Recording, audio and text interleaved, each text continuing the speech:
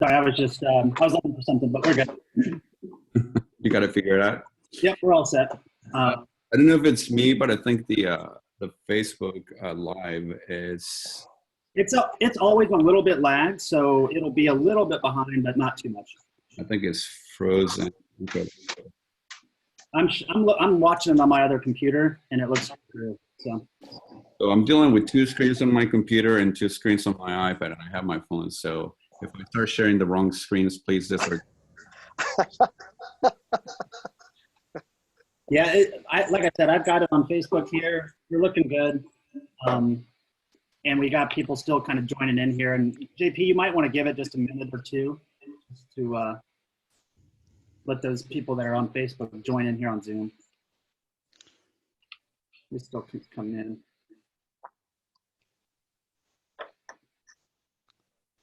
Yep, let me know when you want me to begin, JP. Yeah, absolutely. I think we can wait a little longer here. Yeah, they still keep kind of coming in. We've got 30 on Zoom and another, I don't know, we're on Facebook yet. So give it just a few more minutes.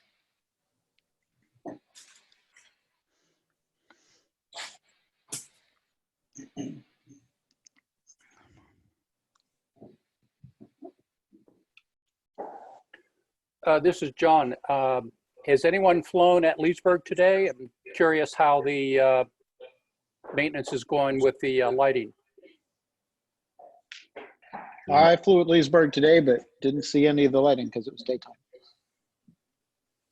Okay. I did notice they were supposed to close the taxiways incrementally. Yeah, the taxiway at the south end was closed until 11 a.m., but I didn't leave until about 1:30. So oh, okay. It seems to be this morning from like 6 a.m. to 11 a.m. and tomorrow from 6 a.m. to 11 a.m. So okay. Yeah, it was like that on Sunday when I was out there. It was that down there by 1-7 was closed off. do they have people back taxi on the runway or? They were using 3.5. The wind was calm, so they would be using 3.5. Yeah.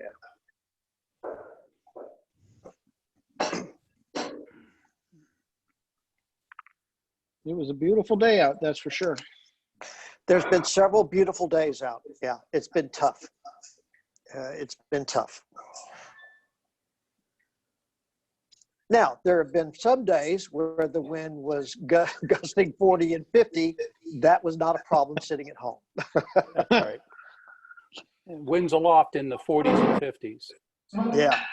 Oh, I went flying last week on Friday, and I was at 17,000 feet, and I was doing a good 80-knot push. I'm surprised nobody took the decathlon and tried to take off from improvised Leesburg runway 29. You can probably get off the ground in about 100 feet that way.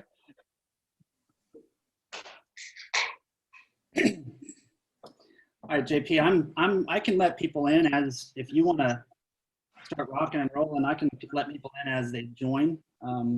Perfect. We can probably get going now. Can you guys hear me okay, everybody? Yep. Yeah. Yeah. So, hey guys, first of all, I would like for everybody to mute yourselves. Background noise can definitely be a problem here. Remember, this is like ATC. If we all push the button to talk, it's going to get really, really bad. Just Mike Gilbert.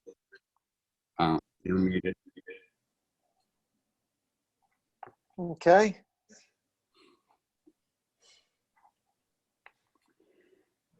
All right. So first of all, welcome. Thanks for showing up. This is improvised training here that we want to share with everybody. We're going to talk about Continental engines, and we're going to go ahead and pass it over to Mike Gilbert so he can go ahead and do the introductions. Okay. Thanks, JP. Assuming everybody can hear me. Yes, like JP said, welcome. We're glad you're here. Glad you're taking the time tonight to join us for this presentation. It's always a hot topic about lean to peak, rich to peak, hot starts, things of that nature. It's a lot of conversations around that about how to do it, procedures, techniques. What we're going to do here tonight is present you some procedures as well as techniques. Now, obviously, Open Air is a Cirrus training center, a Platinum Cirrus training center. JP and I are both CSIPs. JP is a Platinum CSIP, but we are not A&Ps. So we're not going to go down any kind of rabbit holes where we're not qualified to go. Instead, we're going to give you best practices, things that we have learned from flying these airplanes and flying these Continental IO 550s, whether it be a TIO 550 or just a Continental 550, these fuel-injected airplanes or airplane engines. If you go back in the day, and I've heard old guys like John Somiak talk about back in the day when they had carbureted engines. Perhaps some of you may remember that. But during a hot day, once you would stop, okay, and you had to get gas or something like that, you would come back out and the airplane would start right up. It was just not a problem. But now, of course, with the introduction of really dependable, really well-built fuel-injected engines, that introduces something called the hot start. We're going to cover that tonight, and we're going to cover what causes a hot start, starter limitations. We watch a lot of instructors, or not a lot of instructors, we watch a lot of pilots that will burn up a starter in a New York minute trying to get a hot airplane started. So we'll talk about some of those things. Then we'll talk about the never-ending argument of lean of peak versus rich of peak. We're not going to answer that argument here. We're simply going to share with you what the manufacturer, between Continental as well as the aircraft manufacturer Cirrus, has to say about those things. So it gets all kind of confusing here at first, but we're going to try to make this go a lot more smoothly than you see on this particular slide. So JP, if you'll straighten that slide out just a little bit. And so now this is what we're going to do. Do we really understand hot starts, burnt starters? We're going to review limitations. No more hot start issues. We need to baby that airplane. There's an underlying theme throughout all of this. And it almost goes back to an old adage that we used to use in the military. If you take care of your engine, it'll take care of you. That doesn't mean it won't break, okay? And we train for that. But the better you take care of this engine, the less money you're going to have if you happen to be an owner. The less money you're going to spend on caring for that engine. And if you don't abuse that engine, the less likely that engine is going to give you problems at a time when you really, really, really, really, really don't want to have any problems. So we'll talk about lean of peak versus rich of peak. What does it really mean? When should you lean your airplane? And then we'll talk about climb and cruise power, those best power settings, the CHTs and the EGTs. Now, in these days, we have we have electronic engine parameters that we can measure very specifically. You go back to John's day, and okay, my day too. But anyway, you go back in time, and we had a little fuzzy looking analog gauge down there on the bottom of my Cessna 1.5, and my learned instructor told me, well, that's the EGTs. You got to lean that rich a peak.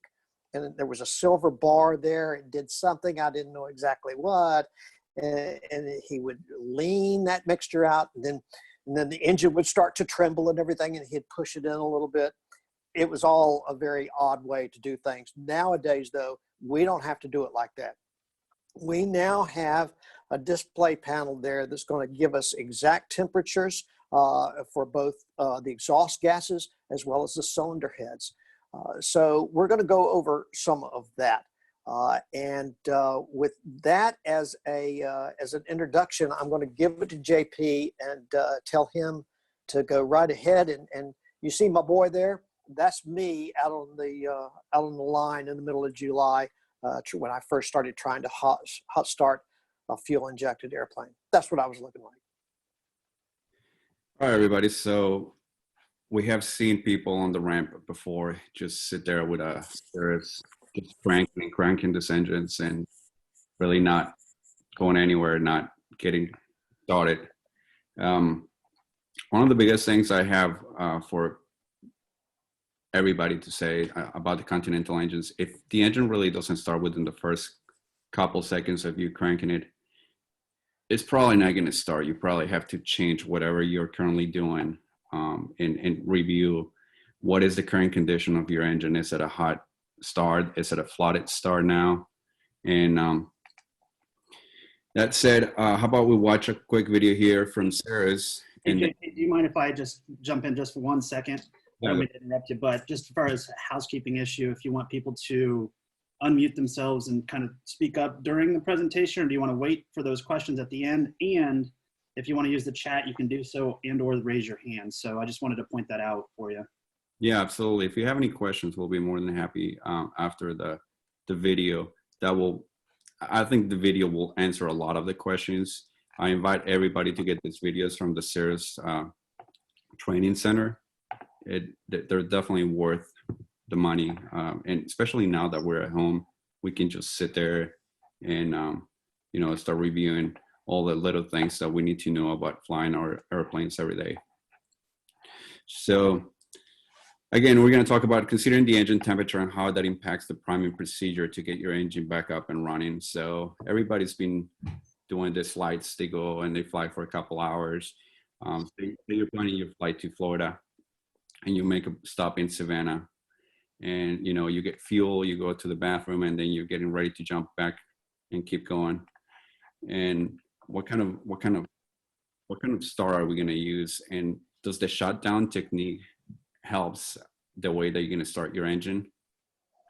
So we got to keep all these things in mind every time. And one of the most important things is, do we remember the starter limitations? So I've seen a lot of people just go and crank and stop for a second, and then they crank again. And remember, there's a limitation to that starter. So we got to remember that. All right, that said, I'm going to go ahead and start here the first video.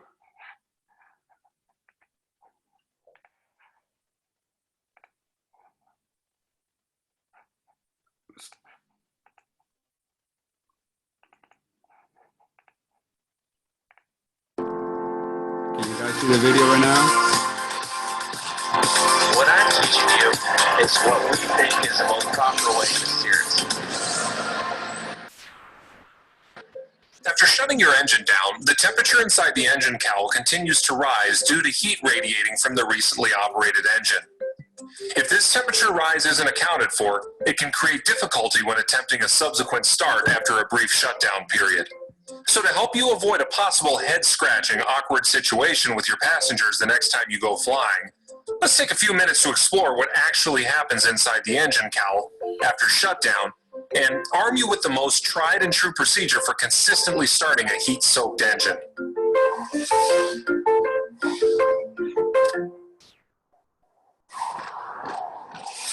Leaving your Cirrus after a flight, your heat-soaked engine releases hot air which becomes trapped inside the cowling, causing fuel inside the fuel lines to heat up and eventually vaporize. As the fuel vapor expands, it forces liquid fuel back towards the fuel tank, leaving a little fuel at the injector nozzles, with vapor primarily dominating the fuel lines, essentially a more developed form of vapor lock. If you attempt to start without using the electric fuel pump to boost or prime the engine, you'll probably experience a false start where the small amount of fuel remaining in the injector nozzles is enough to cause the engine to fire, but just not enough to maintain continuous combustion. At the same time, if you use the amount of prime recommended from the normal start procedure, you'll probably send too much fuel into the cylinders. So when attempting to start a recently run engine, say within 2 hours of shutdown, with indicated oil temperatures roughly above 100 degrees, the key is to provide enough cool, liquid fuel to purge the vapor in the fuel lines, but not so much that you flood the engine. Let's take a look at the procedure for starting a heat-soaked engine.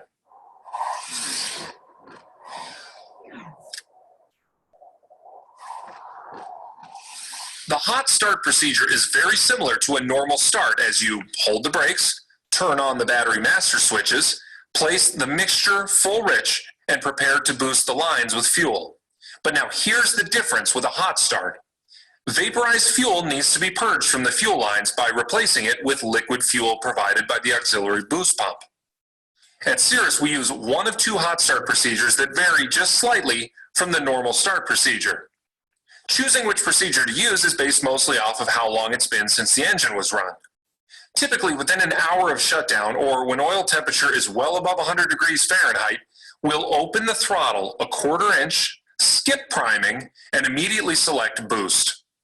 A heat-soaked engine is far more susceptible to flooding, so by not priming the engine and instead selecting boost right away, the fuel lines will gradually fill with fuel so that when you engage the starter, you'll have just the right amount of fuel.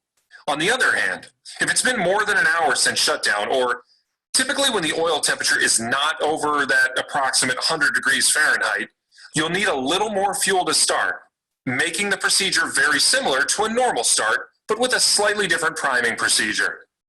In this situation, select prime until fuel flow just begins to register. Watch for this initial indication on your fuel flow gauge, possibly even accompanied by a distinct sound. Initially, the fuel pump will sound as if it's moving faster or at a higher pitch than usual, and it is. The reason for the higher pitch is that the fuel in the fuel pump has been heated and vaporized, so there's very little resistance against the pump components. Once liquid fuel reaches the pump, however, you'll hear the pump slow or bog down a little with the increased load. Consider the sound to be closely timed with that initial indication of fuel flow on the fuel flow gauge. So when you see or hear that initial indication of fuel flow, select boost and continue by proceeding through the normal start procedure by returning the power lever to 1/4 inch open and engage the starter. Understand that it'll probably take a little more cranking than usual to start a hot engine. So to avoid possible premature starter wear or burnout, make sure to observe recommended crank times and rest periods. Remember, because the engine is warm, it's far more susceptible to flooding. To avoid flooding, anticipate the procedure by walking through the steps for a hot start before you attempt it, as any misstep or delay will increase the chance of flooding and decrease the probability of a successful start. So the point is, once you turn the fuel pump on, it's important to move efficiently through the remaining steps.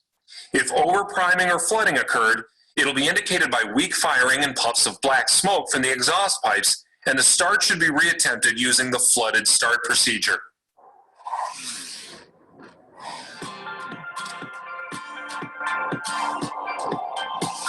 Getting the right amount of cool, liquid fuel to the engine is key to reliably starting a heat-soaked engine. Watch and listen for the fuel pump to grab liquid fuel. Then with a turn of the key, any awkward silence should quickly be replaced with the sweet sound of your engine roaring to life.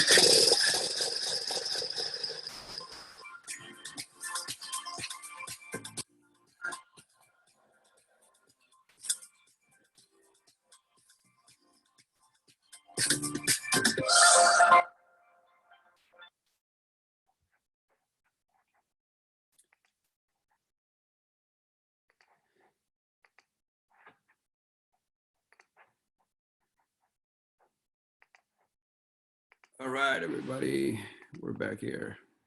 Great. Okay, there you go. Of course, this thing is, it stopped sharing. All right, can everybody hear me? Yep. Yes. You are heard. Yep. Well, I Go back to the. this. There you go. There you go. So let's talk about limitations. Mike Gilbert. Yeah, I was sitting here talking to a muted mic. So now I'm unmuted. So keep in mind some of the things that we're going to talk about here are more techniques than anything else. There are plenty of instructors on here that have their tried and true methods for starting these Continental engines, these fuel injected engines, and what works for you works for you. But we're going to go over some of the techniques here as well. Cranking on these engines, the limitations on these starters. Remember what happens with that battery. Yes, you can turn on the pretty blinking lights and the avionics, and you can lower the flaps and things like that. But that battery's main mission is to turn that starter, and that is a big, big job. That starter really, really heats up. So cranking is really limited to about 10 seconds.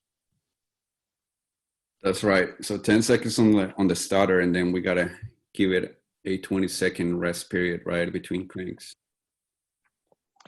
So the rule of thumb, JP, if you'll slide that up there for us. You limit the amount of cranks to no more than 3 before you give that starter, and that's not a typo, a 30-minute rest period. That starter has got to cool off. It has gotten very, very hot when you've been trying to crank this engine. Especially for the Cirrus owners or the people here that actually own a Cirrus, they know that parts are not cheap, and labor, absolutely. I mean, $500 to replace a starter is typically what it's going to run you, about $500, $600. I mean, that's little money in the Cirrus world for owners because they're used to bills of thousands of dollars. But definitely, you know, every $500, you know, adds up. So let's go ahead and everybody, you can go ahead and unmute yourselves and let's start the questions. So JP and Mike, does it make any sense to open the oil flap when you're going to be sitting on the ground? Does that vent any heat enough to make a difference in this process? I've heard it go both ways. I just recently sold my share of an SR22, I would do that occasionally on ramps in the summertime to let it air a little bit. If it was one of those going out to dinner things and I was going to turn around and come back, the other times that when I'm finished flying for the day or something like that, I didn't open up the oil vent. But I did do that occasionally. If I'm going out to dinner or if I'm going to get fuel or something like that, I'm going to turn around just to see if it would help a little bit. The reality is the amount of heat that escapes from there has been, in my experience, has been negligible. Somebody else maybe have a different experience with that. Right. So the point here is that when you shut down the engine, the engine actually continues to get hotter when you shut it down. It actually doesn't start cooling off. A lot of people don't understand, and the reason is because the plane is no longer moving through the air. So all that air is not circulating anymore, and the engine continues to radiate heat, which obviously continues to raise the temperature of the engine. What happens to the fuel is that it starts getting, starts evaporating. So you start getting, like the video show, you start getting some vapor lock, or, starts backing up, start pushing that fuel back. As a shutdown technique, what I have done for years is first of all, I shut down my avionics, and everything that is like the air conditioning, and then I go ahead and turn off the electric pump off. And then I advance the throttle a little bit to about 1400 RPMs. And as I advance the throttle a little bit, I kill the mixture. I reduce the mixture to idle cutoff, and I continue to advance the throttle forward. That gets rid of all the fuel in the lines. If I'm gonna go fly again, that's typically the technique that I use. That way, when I start my engine, I know I need to prime it enough to get the fuel back through the lines, back to the injectors and the cylinder heads. So, you can take this as a technique. This is not something that Cirrus has said, it works or anything like that, but it definitely has proved true to me to work every single time I just get rid of all that fuel in the lines. JP or Mike, can you talk about, this is Tom Reggae, just in terms of the result of a failed hot start could be a flooded engine. Can you just talk about recovering from a flooded engine and starting at the Cirrus with a flooded engine? Absolutely, yes. So one of the things that we were talking about, those limitations, is you got to remember you got 3 starts before you want to give that engine a 30-minute rest. So if you're starting your engine and you have one failed attempt, and then you go for the second failed attempt and you haven't recognized the fact that you already flooded your engine, then obviously the problem that you're going to have now is you only got one more start to make it right before you have to, give your engine your starter a 30-minute rest. What's the first indication for a flooded engine? Is you're going to have fuel, right, dripping down the cowling. You're definitely going to see the fuel coming out. And the flooded technique for the Cirrus is throttle full open, electric pump off, and mixer idle cut off. And then you crank the engine, and when the engine fires, you hit the boost, the electric pump on, you advance the mixer, and you quickly reduce the throttle because you don't want that engine to, the RPMs to go 2,700 or 2,500, depending whether it's a 22T or a 22. Hey, JP, you've got a question from Barry. I see he has his hand raised over here. Let me take a quick look at the. You're unmuted, Barry. Okay, so I just wanted to comment about the oil cap question because I think it's a great question. And as a Cirrus aircraft owner, and I'm not an instructor, I don't know what exactly Cirrus's official position is on that, but I think the planes are obviously meant to be turned off. And so by design, they will be able to take and dissipate the heat of hot oil. I personally don't like it when people pull my oil cap off because the oil system's a closed system. So when you do that, especially on a hot, humid summer day, what we're allowing is, yes, some heat and vapor to escape, but we're also allowing moist air into the system with the potential of bugs getting into the system. And I think the worst thing that people can do is to leave those oil caps off and walk away from the planes. And it's one thing if you are you're doing a lunch and you open up the oil on a hot day while you're having lunch, and then you go back in and fly out. But I personally think it's a really bad idea to leave the oil caps off overnight. I actually had this conversation with somebody at Cirrus, and they don't like to have the oil open, and furthermore, they don't want anybody to remove the cap of the Cirrus. Think about this: you're in a hot, humid day, and you open your oil cap. What kind of air is going to get in there? Humid air, right? At night, when it cools off, you're going to have condensation. You're going to have water, and a lot of those caps are actually they show some rust. After some time, you can actually see rust built in. So this position in that is not official, but all the people at Cirrus that I've asked, they don't do it. They don't practice it. They don't. If I can comment on that, so I've talked to somebody at Cirrus as well. So I think there are a lot of different opinions on this, but the byproduct of combustion is water vapor. So a lot of times, taking that cap off allows the water vapor to escape the hot engine, and then that will reduce the rust that forms on the inside of the oil cap. If you look at it, that's one of the reasons for it. And then the other reason is that's the main reason a lot of people do it.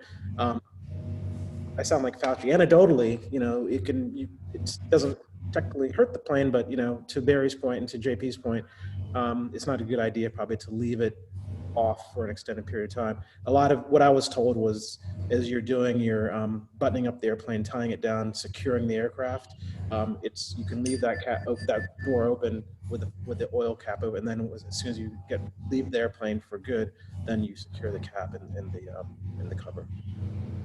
Yeah, since I kind of started this thread, to elaborate just a tiny bit, I don't recall having seen anybody advocating for actually loosening or removing the oil filler dipstick just for opening the access panel itself, because it's a nice sized vent for hot air to escape out through the top of the cowling. So yeah, I don't think I'd be comfortable like taking the dipstick out and laying it on the ground. Not the heat vent that way, but I have heard a lot of people advocate for opening at least the access panel. Right, and I'll go back to simply if you go for dinner, if you go for something like that, I'll go back to that. I don't mind doing it then, but I don't leave an oil door open overnight or anything like that. Would not advocate for that. Any more questions? Anybody has had more, any stories they can share, you know, about a hot start, embarrassing starts with passengers, family members? They're looking at you and you Oh, we'd be here. Oh, I can't share all those. We'd be here all night, for heaven's sakes. But just keep going. You know, one thing that I learned that really helps, that similar to opening the oil door, is simply park into the wind. You wouldn't believe the difference between an airplane parked into the wind for an hour versus the other way, in terms of how easy it's to start. You know, even if it's just a 3 or 4 knot breeze that goes through, it keeps cooling down. It gives the heat from the engine a way out, which otherwise you don't have. So if you have a choice which way you park, just park into the wind, and it helps a lot. Is there really that much variability between different planes? Because the one that I usually fly, I mean, it's almost fail-safe. You know, mixture full rich, boost pump on, throttle 1/4 inch, and it starts every time. But I've heard so many stories from other folks that, you know, that works on that plane, but the same plane, it doesn't work the same. And I've even had people tell me, and I won't name names, that really it's just easier to flood it and follow the flooded start procedure because the hot start procedure doesn't work. Here we got a question from Chris. Just a lowly private pilot here, but should we not replace the cowling plugs if the aircraft is scheduled to be flown right after us when we get back? It has, I will say this is more on a one-on-one basis, depending on where you're renting the airplane from. With open air, you can always call the front desk and find out if the next person wants the cowling plugs back on.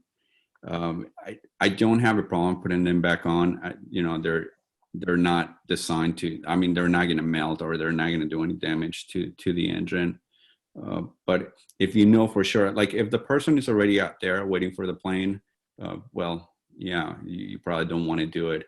But you know, we want to make sure that everybody, you know, when they finish, they leave the plane exactly the same way they found it. So, you know, that includes cleaning the plane, putting back the cowling plugs, putting the pitot cover, tying it down, putting the chocks, everything. So I will say, yes, go ahead and put them back on because the next person, you know, you could be scheduled to go flying, but you don't know if that person canceled while you were flying or not. So, and, you know, birds do love to make nests in airplanes. And it's really that time of the year too. And normally I send out a mass email about this time, cautioning people on birds and things like that. But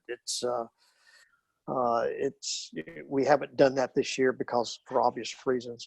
But birds can be a real issue. So yeah, when you're done, put the cow plugs back in. Absolutely. This is Chris. I was just thinking more along the lines of like venting purposes, because that's kind of what we were talking about. But yeah, thank you. I appreciate that.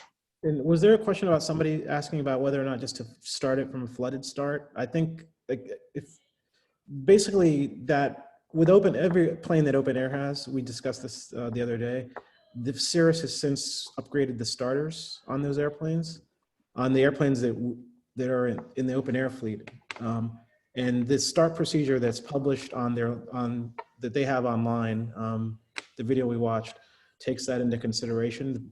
Previously, the starters that came as original equipment on the airplane didn't have as much cranking power, and thus hot starts were more of an issue.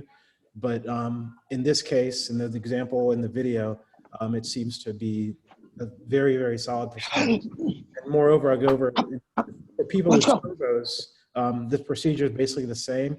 You may find that some cases you may need to open, you know, usually you would start the engine between the E and the R. Maybe you need to go closer to the R, crack it open just a little bit more on a hot start in a turbo. But generally, the procedure as prescribed in the video is pretty accurate. So I wouldn't say, you know, go ahead and flood the engine and start it from a flooded start, because then you're jockeying the throttle back and forth. Over revving could be an issue, things like that. Hey, Tom, no, it's Paul. It was just kind of a tongue-in-cheek thing that I actually have had former acquaintances recommend that as. No, you went mute, Paul. Take yourself off mute. You just hit the space bar. Well, this is John. I would say a purposeful flooded start, I think, is risky. You're asking for potential fire exposure. That's not a very viable way to get the engine started. Oh, we lost Paul. That's why. Ryan has a question for you, JP. He's got his hand raised. Thanks, Gabe.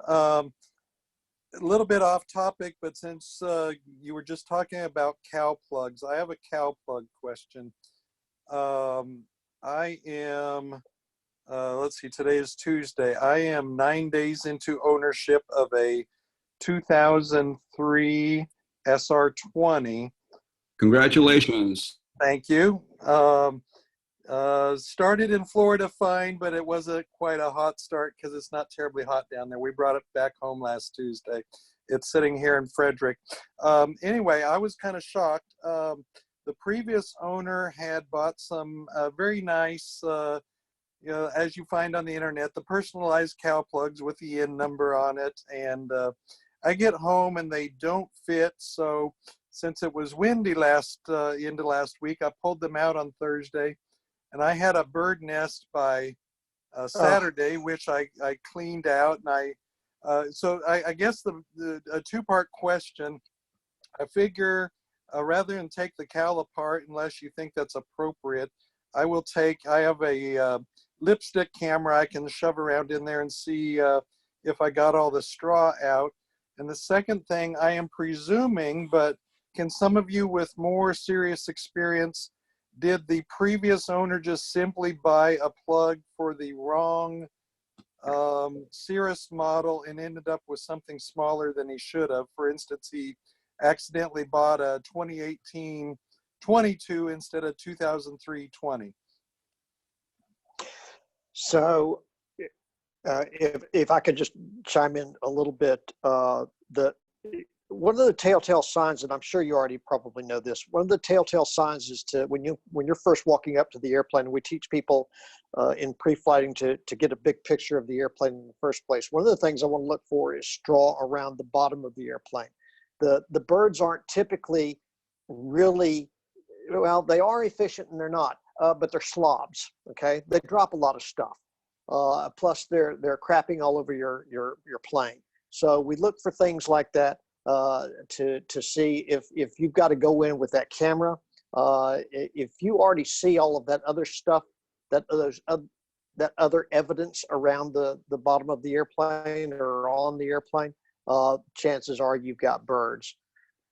So in terms of cowl plugs, yeah, you're going to have different sizes there with the different models probably, and that's what's happened. He bought some, I guess, through Bruce's or somebody like that. They're real popular. And they look good. If they fit right, they look good. Of course they look good. They look really good, but they after one day, they looked good on the ground. Yeah. Yeah, the Cirrus cowl plugs, they fit very snugly in the intake holes. So you gotta get the right ones every single time. It sounds like I'm buying a new set. Right now, I took some other really dense foam and just packed around them to keep the birds out while I can order some. Although it's sitting outside for a while because it's kind of a long story. But I will say, even though he screwed that one up, whoever paid for the Bruce's cover for the canopy, it stayed on very nicely all through the weekend winds, and I was very pleased with that. So 1 out of 2 isn't bad. We have several people on chat advocating for Bruce's covers and plugs and stuff. Yeah, they're a well-known brand.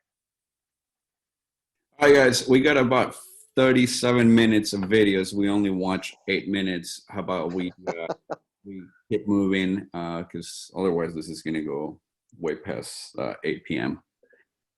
All right. So let's talk about climbs. Mike. Okay, give me that first bullet.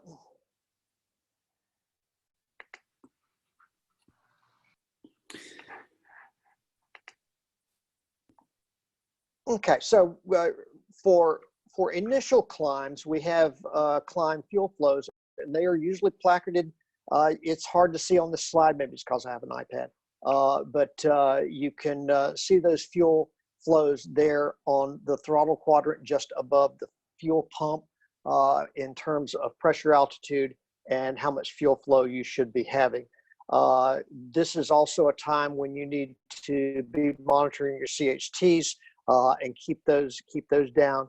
From there, we can go into lean, there's a type of lean to peak climb or rich to peak climb. Go ahead, JP. It was Lord of the Rings, I'm sorry.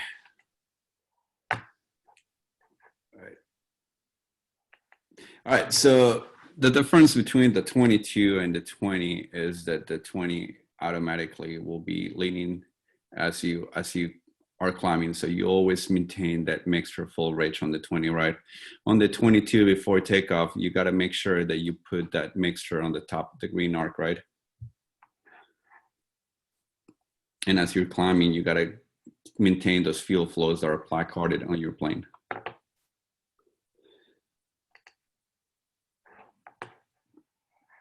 So without further ado,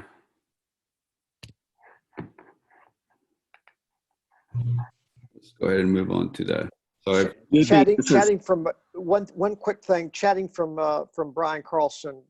Can we all agree climbing indicated airspeed? I'm not sure, Brian, if you could clarify your question a little bit. Yeah, I've met a number of pilots who had not had what I had from several CSIPs, which is always climb with indicated airspeed, usually 120, 125 in an SR-22, and use vertical speed for going down. And it's simply a part of engine management. If you start climbing at so many feet per minute and so forth, you'll overheat the engine in many conditions. In a lot of conditions, yeah. About indicated airspeed of 100 and you're right, 100, 125. That gives you good visibility, as well as we're talking to 22. That gives you good visibility as well as keeping your engine cool. And then 104, 105, somewhere like that in the 20. Again, gives you good visibility. You're able to see where you're going, and you're keeping your engine cool. Right, and if you're using the autopilot, you won't stall the airplane, which is the most important thing. On the new models with the new Perspective Plus, there is no indicated airspeed button anymore. It's the FLC, the fly level change button, which is basically the same as the indicated airspeed button. So make sure that you understand the difference between your avionics and your autopilots, your flight director. Hey, JP and Mike, this is Krish. I had two questions actually. So one, when you climb out of Leesburg, Leesburg being Leesburg, you usually leave the mixture full rich till you're, I guess, out of the, up across the ridges or whatever else, because you don't want to mess around with the mixture that close to the ground. So is that what you guys teach your students to do? Or do you guys get the boost pump off once you're kind of at 1,1300 feet, and then you then start working your way around till you cross the mountain ridge? So we in the 20, we're primarily training, and we're continuously having people put the airplane in a position that's simulating landing, taking off. The boost pump lives in the on position. It just does. The mixture, yeah, full rich. I will dirty lean an airplane on the ground when it's hot weather. I'll pull it back to the X. It's just habit. It helps, trying to help the owner out a little bit. But I keep it back to the X on the ground. And then, of course, we go full rich before takeoff. It stays mostly rich unless I'm doing a cross country in a 20 with a student. Then, obviously, I go full bore, and we're going to talk about leaning for cruise here in just a moment. But yeah, when we're going cross country, now we're going to lean for cruise. But when we're headed out to the practice area, Chris, it really is. It's the boost pump stays on and the mixture stays rich. Okay. And then the second question I had, JP, I thought you said the 20 automatically leans even with the mixture full rich. Could you talk more about that? On the climb, it does automatically, yes. You only really have to adjust your mixture on the 20 when you get to cruise altitude and you set your cruise true airspeed. We normally, Sorry. So when you say it automatically leans, I'm a little confused. That's what I'm trying to ask, because usually when the plane takes off, the gallons per hour. Do you mean to say the gallons per hour would drop in a climb? the plane is automatically, so the plane in the fuel system of the airplane, it has the meter that would automatically set the mixture to the adequate fuel flow on the climb for you. So you don't have to touch the mixture on the 20s. If you want, I can send you a diagram of the fuel system. No. I'll probably catch up with you offline on that, JP, because I went through the systems course on the Cirrus website. Yes. And why don't I just hit you up separately and we can talk about it. Hey, Thanks, Krish. Hey, Krish. Just to address your question, I think I know where you're going with this. When he says lean, he's talking about for best power in a climb. So he's not over flooding the engine in a 20 when your mixture is full rich. In the 22, you can over flood the engine if you leave it full rich during the climb. In a 20, you can't. That's why you have. That's what he's talking about when you say lean. You're talking about best power in a climb with full mixture, not leaning for cruise lean. There's two different. No, I understand, Frank. Cool. Thank you. That's why on the 22 you have the indicated fuel flows that you need to bring the mixture to. It's not. Yeah, I should have. I know I used the word auto. It's leaning automatically, but the mixture is not moving back for you or anything automatically. It's just like you said. It prevents the plane from to putting too much fuel into the cylinders. Altitude compensating. Correct. Any more questions? That was a really good question, Krish, by the way. 20s and 22Ts, you don't touch the mixture until you get to your cruise true airspeed. Understood. All right. Thanks, JP. All right. All right, guys. We want to go ahead and move on to the video here. Let me go ahead and start sharing the screen.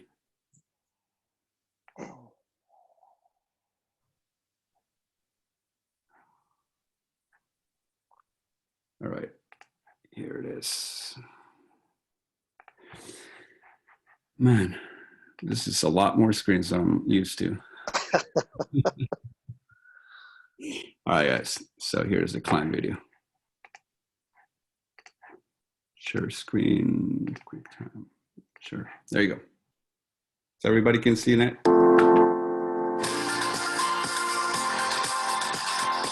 What I'm teaching you is what we think is the most proper way to Cirrus. When you stop to think about it, there's a lot of on-the-fly decision-making that occurs while climbing. Undoubtedly, you consider the relationship of gaining altitude versus making forward progress. When obstacles are present, you constantly analyze whether your climb will allow adequate clearance. And then there's that balance you must consider between airspeed and engine temperature. All of these decisions are reciprocal. Changing one will impact another. So let's take a closer look at how these decisions affect engine temperature and performance during the climb.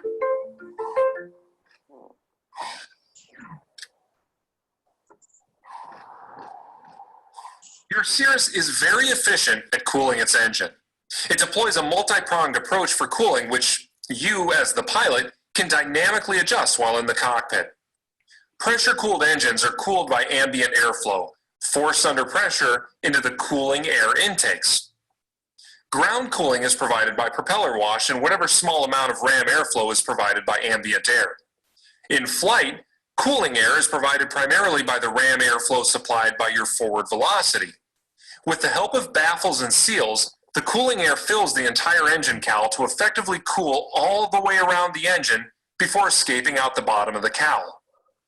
Because your Cirrus relies primarily on airflow to cool the engine, the volume of airflow, as well as environmental factors such as the temperature and density of airflow, has a cumulative effect on the engine's cooling efficiency. The slower your forward speed, the less volume of air that is available to cool your engine. Warmer air is less effective at cooling for two reasons. One, well, because of the smaller temperature differential, it's less effective at removing heat. And two, because warm air is less dense, there's actually less mass to provide cooling. This is also true at high altitudes. As you climb, the air becomes less dense and as a result, less effective at cooling. Fuel also helps cool your engine, albeit in an indirect sort of way. Combustion pressures and temperatures peak just slightly rich of peak EGT, which is where you have that optimum 14.7 to 1 air to fuel ratio. Any departure from this peak in combustion pressure and temperature will cause a little bit of a reduction in combustion pressure and temperature, and as a result, engine temperature. Essentially, by using the mixture to change the fuel to air ratio, you're generating a little less power, so less heat during that power stroke.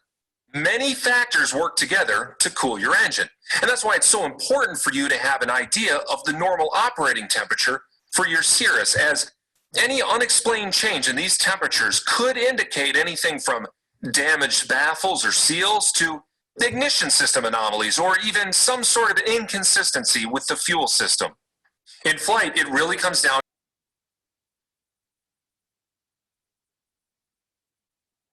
Yep. JP, we lost the airspeed and fuel flow with a mixture. You can affect the trend of your engine temperature during the climb to ensure it remains within its normal operating range.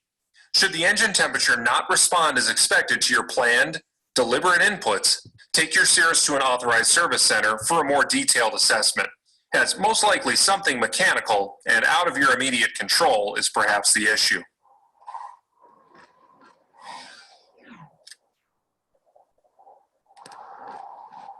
When thinking about engine temperature, especially in the climb, you'll want to focus primarily on cylinder head temperature, or CHT, as your primary metric. Exhaust gas temperature, or EGT, doesn't really tell you how hot your engine is, but it does give you an idea about the direction your engine temperature is headed, warmer or cooler. Anticipating the trend of your CHTs and taking appropriate action before temperatures get out of hand is very crucial. There's plenty of theory surrounding the subject of cylinder head temperature management, and for good reason. The subject is important and often misunderstood. What's important to remember is that your engine underwent rigorous testing during the certification process to establish limitations that provide both strong performance and great reliability. Operating with an unnecessary cushion around these limitations reduces the utility and performance of your Cirrus, and there's really no official data that indicates that operating with any sort of buffer will actually increase engine reliability and longevity. We recommend you follow the limitations established by the engine manufacturer, published in the POH, to enjoy the full performance and utility of your Cirrus. Like any other phase of flight, you should expect CHTs to remain in the green or within the normal range. Though still in the green, CHTs trending upwards close to the caution range or yellow band require your attention. Not in the sense that you're causing damage to your engine necessarily, but in the sense that if you don't reverse the warming trend of your engine, it may be difficult to reverse it later when it really could cause damage. To keep the CHTs within the normal operating range, you must anticipate situations that could cause CHTs to rise and understand what actions you can take to keep the temperature under control.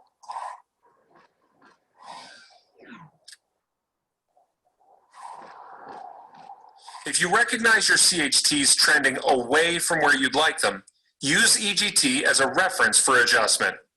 If the CHTs are increasing, adjust mixture to lower the EGTs. This, in turn, will stop or reverse CHT trends. Keep in mind, if you're operating rich of peak, you need to enrich in the mixture to lower EGTs. On the other hand, when you're operating lean of peak, you actually need to lean the mixture further to lower your EGTs. So let's say you're departing the Centennial Airport in Denver, Colorado on a midsummer flight to Casper, Wyoming. The temperature is 30 degrees Celsius or 86 degrees Fahrenheit. You're expecting to depart from runway 17 left, then using the Yellowstone 1 departure to join Victor 85 at the Laramie VOR. This departure requires a climb gradient of 255 feet per nautical mile up to 8,000 feet, and you've selected a final cruise altitude of 12,000 feet.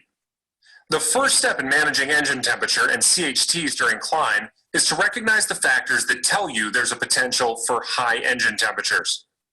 Departing Denver, Colorado, there's a couple things to take note of. First off, it's warm out.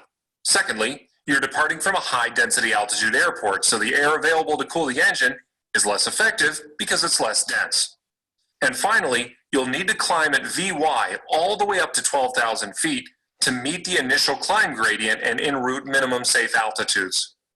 This means you can't simply increase the volume of airflow by increasing airspeed as you might under normal circumstances, because it's essential that you gain altitude as quickly as possible by remaining at VY throughout the climb. Short of departing when the temperature is cooler, there isn't really much you can do to avoid these engine cooling challenges, but you can set yourself up for success by planning your climb with engine temperatures in mind. First, limit ground time as much as possible. Second, ensure the mixture and boost pump are properly set for takeoff, and take care during that takeoff roll that you confirm normal values of manifold pressure and fuel flow. And don't underestimate the importance of these items, as starting your climb off on the right foot becomes exponentially more important when faced with engine cooling challenges. In all SR models, follow the appropriate takeoff and climb profile using VX or VY to your CAPS altitude, and then, in this case, continue your climb at VY until a safe altitude is reached so you can safely transition to your en route cruise climb for better cooling airflow and better visibility. Remember, when climbing rich of peak EGT, enriching the mixture further and using the boost pump will provide additional cooling. If managing engine temperature with airspeed and fuel flow is still not enough, level off at an intermediate altitude so you can accelerate to cruise and allow the engine to cool off before continuing to climb to your desired cruise altitude.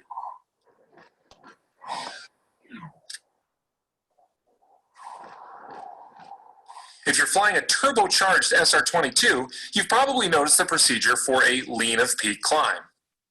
The best use scenario for this procedure is following an extended level off at an intermediate altitude where you've already established cruise power and leaning. When cleared to a higher altitude, you may choose to use this procedure to avoid having to adjust the mixture back for a rich of peak climb. Lean of peak climbs are acceptable, provided CHTs remain within the normal operating range, which may not be possible in hot weather. Remember that when using the lean of peak climb procedure, increasing the mixture will actually increase engine temperature. So if you find that your engine is getting warmer than you'd like, the mixture must be leaned, or if leaning further won't allow adequate climb performance, then you need to adjust to a rich of peak climb. Efficiency and reduced fuel consumption are another attraction of using the lean of peak technique. However, there is no real noticeable advantage to using the lean of peak technique for your entire climb. The potential fuel savings during the climb is offset by the increased time to climb and, as a result, reduced time in cruise flight. But if you've leaned following an extended intermediate level off, then the lean of peak climb technique might do well in reducing your workload for the brief climb that remains. If you fly a normally aspirated Cirrus, it can be tempting to keep your cruise leaning when making an altitude change after establishing cruise. But you'll need to re-lean for the new cruise altitude anyways, so for performance and proper engine cooling, it's recommended to make all climbs per the power settings prescribed in your airplane's climb checklist. Then re-lean once you level off at your new cruise altitude.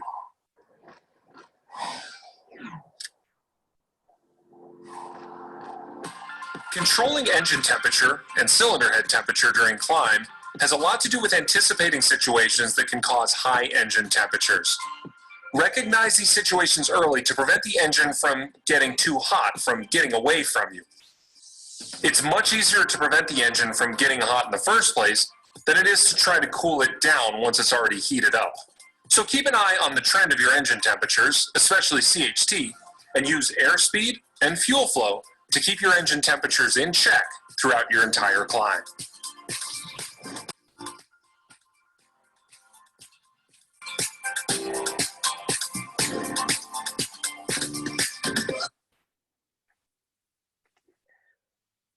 A couple of things there.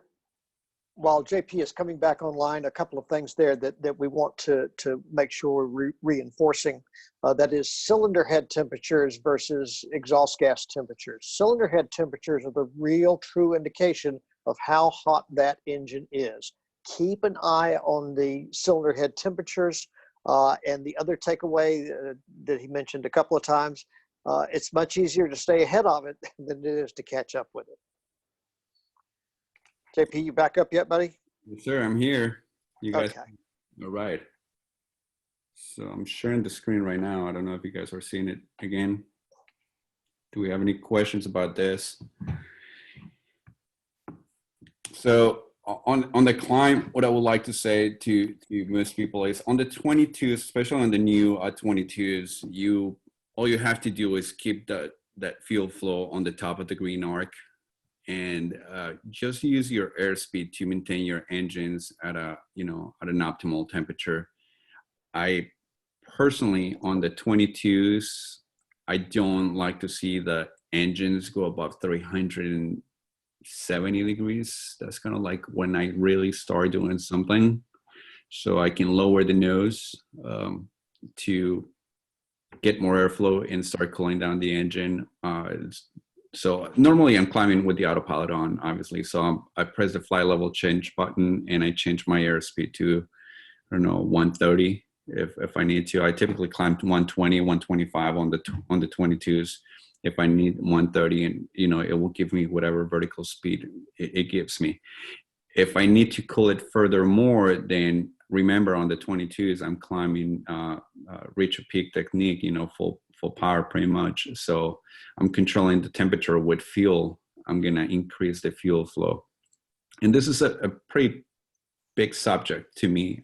When we move the mixture, I've told people, okay, you need to lean or you need to enrich in the mixture, and they just go and move the mixture one way or the other, that I tell them, and I don't see rhyme or reason of how they do this. So you don't know how much a quarter of an inch, it's going to change your temperatures in your engine. You need to start monitoring your fuel flows and look at the fuel flow before you move the mixture. And then, half a gallon per hour will make an impact of about 15 degrees Celsius on Fahrenheit on your CHTs. So when you move that mixture, make sure that you actually look at your CHTs and your fuel flow, and you keep note of what they were, and add half a gallon or a full gallon depending on how much you need to cool the engine. And this is true for cruise as well. It applies for cruise, but we'll move into that in a little bit. But I don't know if you guys have any questions. Please go ahead. Remember, you need to unmute yourselves. One at a time, please. I see here something on the chat. I'll point out that if you notice the video, some of the temperatures they used examples for trends are way out of what we normally see in our airplanes. 400, 390s are very, very hot. To that end, the engine can manage that type of temperature, but I think the highlight there is that the identifying it and reducing that trend before it gets too hot.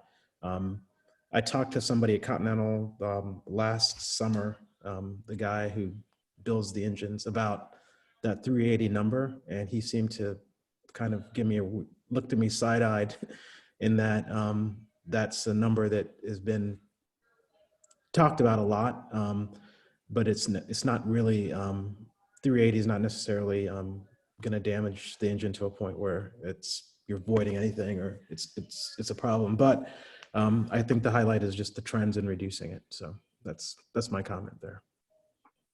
Yeah, absolutely. I think that's exactly what I meant when I said you got to monitor those temperatures. Just keep an eye on the trends, and we are not, it's going to change from one airplane to the other, how much you have to move the mixture to adjust half a gallon or a gallon or a gallon and a half, depending on the fuel flow that you need. But if you keep in mind the 0.5 gallons equals 15 degrees in your CHTs, and whether you're on the reach of peak or the lean of peak technique, you got to know whether you need to enrich in your mixture or lean your mixture furthermore to get that engine cooler. Again, don't just move the mixture without any rhyme or reason.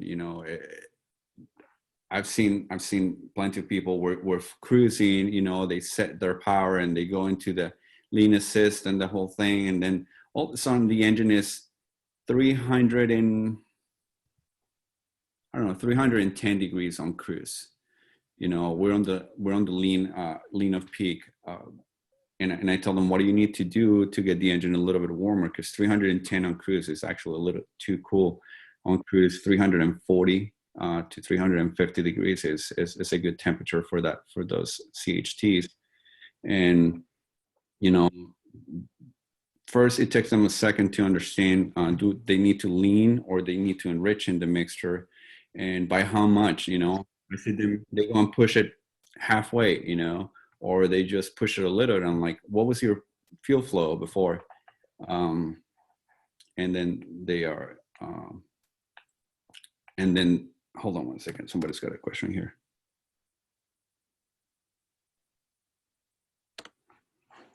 There you go. So know where you're moving that mixture before you do anything, and just go ahead and get it done. Enrich in the mixture or lean the mixture, and understand whether you're on the lean of peak or the rich of peak side. Hey, JP, I was just gonna mention, can you kind of get into like, I don't know if, can you hear me? I can hear you. Loud Okay, and clear. cool. I don't know, like me, for example, I didn't really understand what rich of peak or lean of peak meant to begin with until I was, going over systems review for my CFI. So can you kind of go into the basics of that, just so people understand, people who are a little bit earlier on in their training understand what you mean when you're talking about rich of peak or lean of peak, or why you would choose one or the other? Yes. Hold on one second. I got people sending me text messages and writing here, and I'm juggling 3 screens, so please bear with me. So just like the video said, peak is when the engine reaches that mixer's 14:1 air to fuel ratio, okay?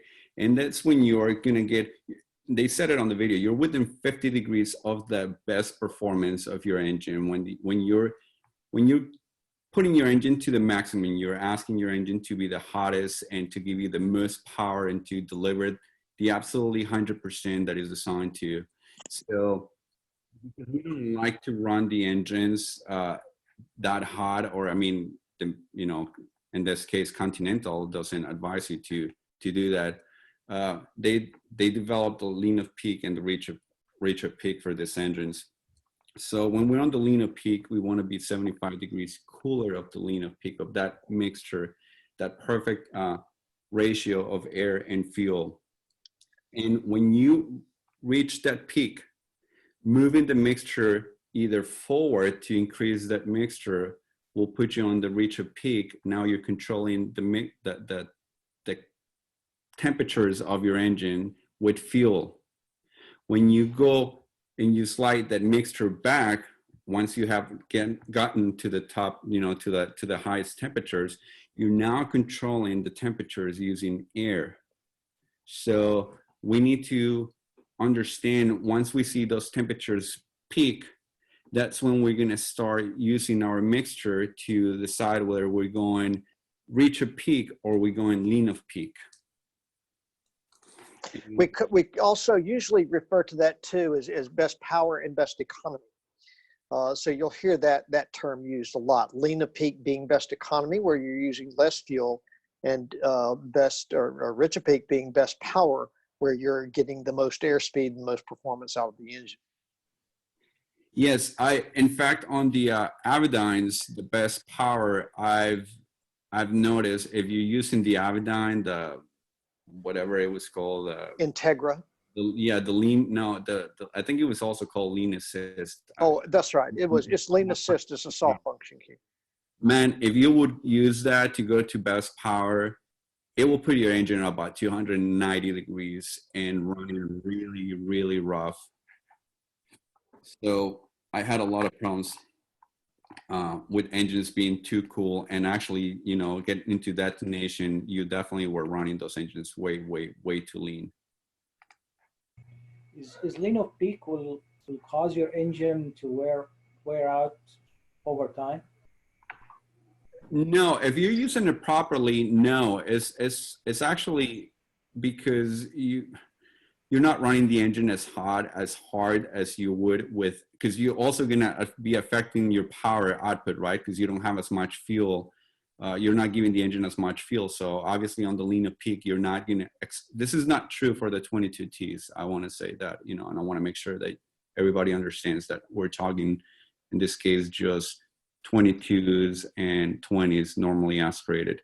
The lean of peak technique is going to reduce your power and therefore your true airspeed at altitude, and it's proven to definitely. I think this is my personal opinion that it will, you know, take your engine to the overhaul closer to the 1500 hours. That if you're always running the engine with the reach of peak technique.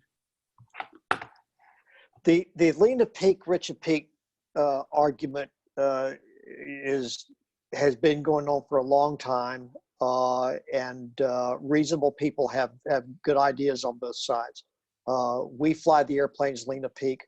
We fall on the side of Continental and following their guidance to run those engines lean of peak. Hey, JP. Yes. This is Greg. I had a question. If coming out of cruise on a descent from altitude, when you're seeing your temps drop significantly, so if I'm coming into Manassas, I could be seeing 290 thereabouts. Are there any techniques that you can suggest as far as keeping engine temps up on a descent, as far as mixture, lean of peak or rich of peak? Thanks. Hey, Greg. I personally, I'm a big advocate of keeping the nose low. Hold on 1 second. I'm having a problem here with something.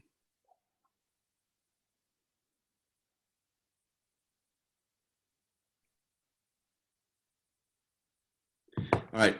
I personally am a big advocate of keeping your speed when you're descending, and especially when you're in a normally operated engine. As you start descending, you will pick up airspeed, and your mixture will become leaner, right? So you need to enrich in it to keep the temperatures up. If you're cruising at 340 degrees on the CHTs and you're coming in for landing, it's not a bad idea to start, you know, letting the engine cool off a little bit, so you don't, especially in the winter, so you don't land with a very hot engine. But if you start getting too cool, I will say just go ahead and start increasing that mixture. And remember, just use half a gallon as your kind of rule of thumb, the 15 degrees for temperatures, and add half a gallon at the time, and do whatever you need to maintain those temperatures up.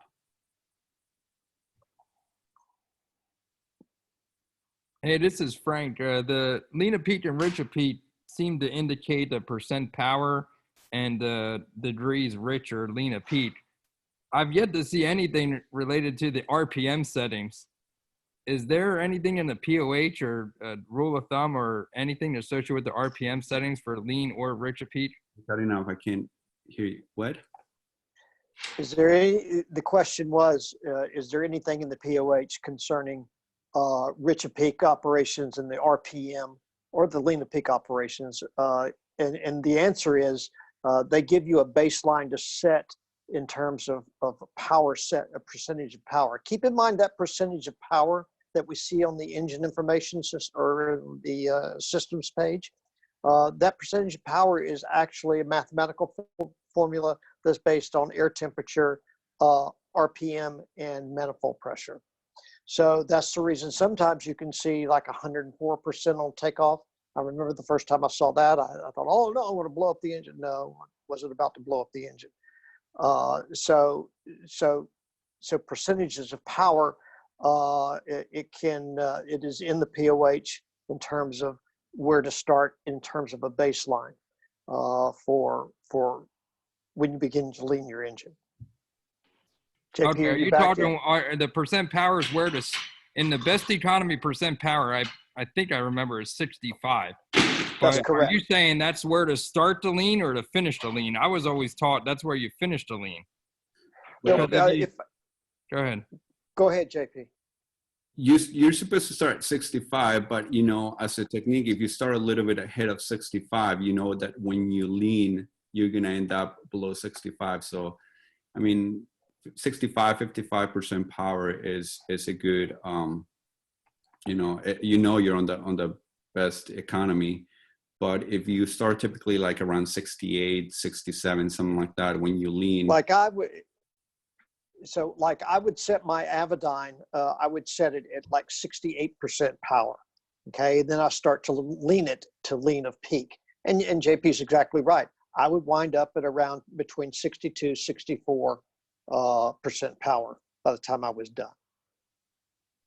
Right, but what I'm saying is with the linkage on the Cirrus, you can have that percent power with a variety of RPMs. And my question is, what is the RPM setting, or isn't there one to do the lean? The linkage allows you to be within a 200. You could go from 2650 RPMs to 2450 RPMs and continue to have the same percent power at a given altitude. I think the way that goes is, so the percentage of power. So if you bring it back to, let's say 25, if you're in a 22, 2,500 RPM or so, and you start leaning at about 80%.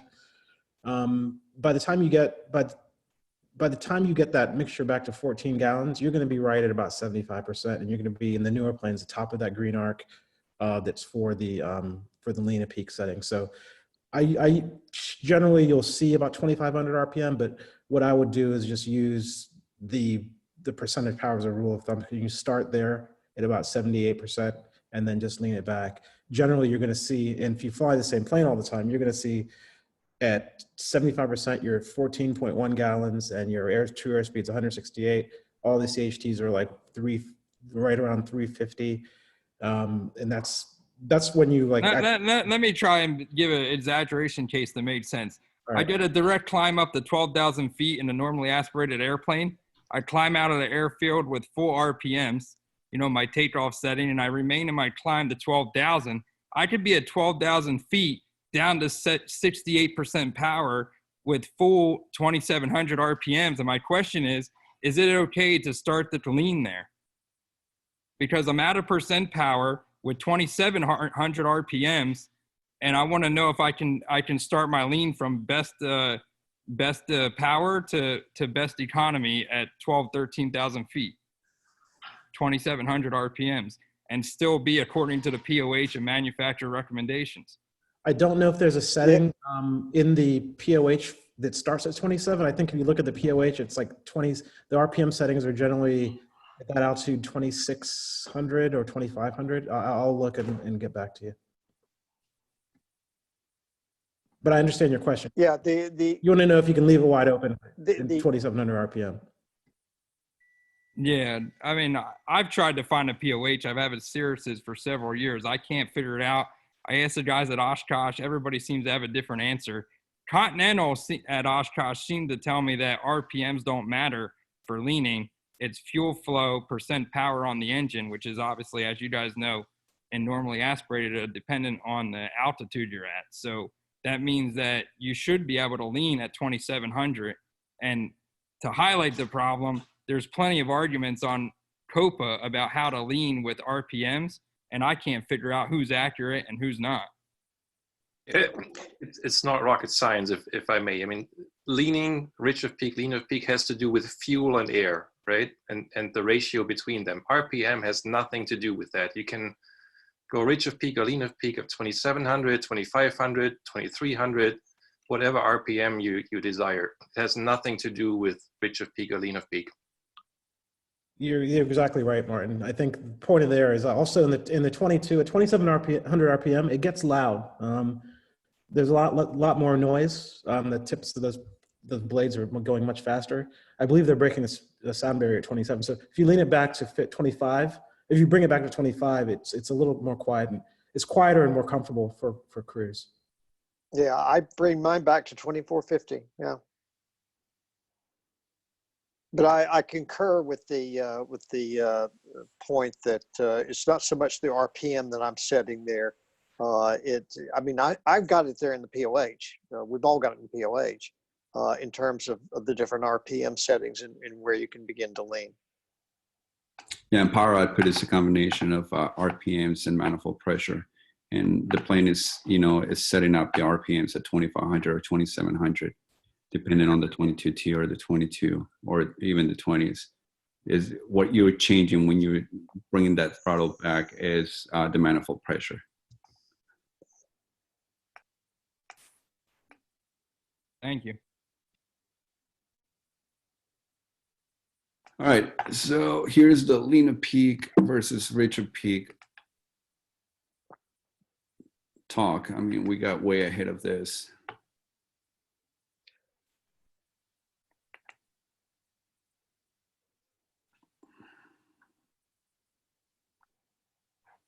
Mike? See, yeah, we pretty much discussed all of this in terms of yeah, we're kind of ahead of the game here. Yeah. Go ahead and get us your video on the cruise.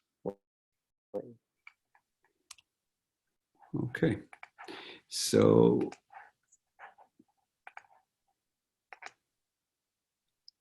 oh no, this is lean of peak versus rich of peak video is the one that we need to talk about. Okay.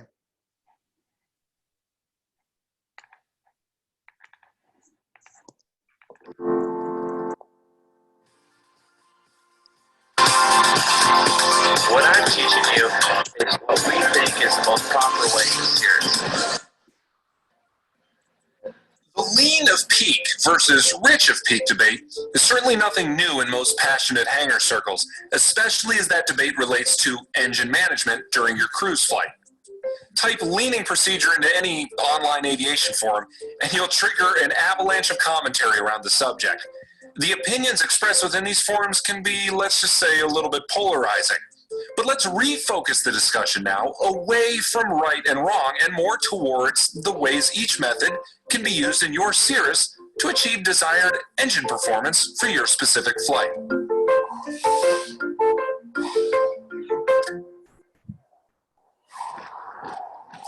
The term peak is used often when discussing leaning procedures and engine operation. Peak, or peak exhaust gas temperature, refers to the data point where a specific cylinder reaches the optimum fuel-to-air ratio of 14.7, and as a result, its exhaust gas temperatures reach their highest point, or peak. This is also pretty close, within about 50 degrees or so, to where combustion temperatures and pressures are at their highest. The engine manufacturer, through hours of testing, determines the safe operating margins for the engine. These are then adopted by Cirrus and published in your POH.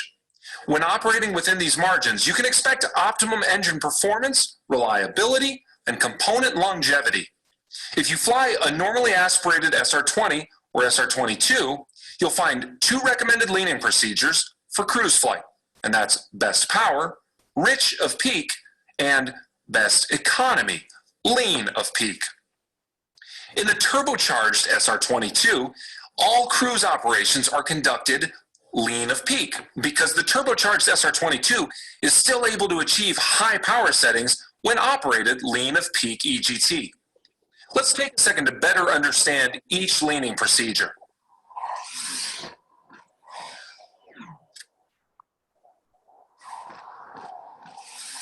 Rich of peak EGT operation is achieved using the best power leaning procedure outlined in your POH. When operating your engine rich of peak EGT, excess fuel can, by way of changing the combustion pressure and in turn combustion temperature, the fuel can provide engine cooling by essentially reducing the power output. This causes your engine to run a little cooler, and before tuned fuel injectors became available, running rich of peak EGT also provided more stable engine operation across all cylinders. If cylinder head temperatures begin to rise while operating rich of peak, you'll need to provide more fuel by enriching the mixture to, in a way, reduce power output and provide the additional cooling needed to reduce the CHTs. Operating rich of peak in your normally aspirated Cirrus allows you to achieve a higher percent power setting and, as a result, higher speed. However, the higher power setting does come at a cost of additional fuel burn. But when your goal is to get from A to B as quickly as possible, operating rich of peak using the best power leaning procedure outlined in your Cirrus POH will provide the power and speed you desire.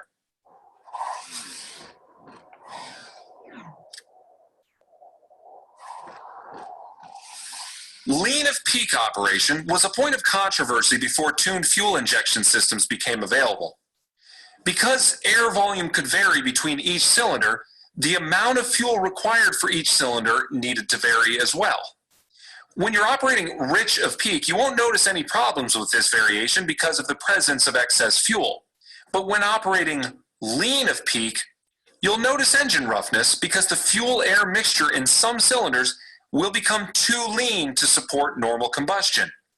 However, with the introduction of tuned fuel injection systems, the difficulties associated with lean of peak operation have virtually disappeared. Operating lean of peak with the best economy leaning procedure described for your Cirrus provides you ample power with excellent fuel economy. As opposed to rich of peak operation, where excess fuel is used to reduce the combustion chamber pressure and temperature, and as a result, power output, excess air is used to reduce the combustion chamber pressure and temperature during lean of peak operation.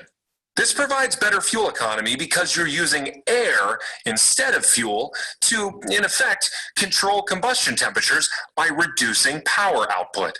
While operating lean of peak, if your CHTs get warmer than you'd like, you'll need to lean the mixture further to cool down the combustion temperatures. And remember, in lean of peak, air is controlling the combustion pressure and temperature, not fuel. You'll learn to predict the impact that leaning has on the trend of your CHTs. But a good rule of thumb to start with is that for each half gallon per hour that you lean, that'll usually result in about a 15-degree drop in CHT. So when point A and point B are a long ways apart, and your goal is to get there nonstop, or maybe just as economically as possible, then operating lean of peak using the best economy leaning procedure will be the favored option.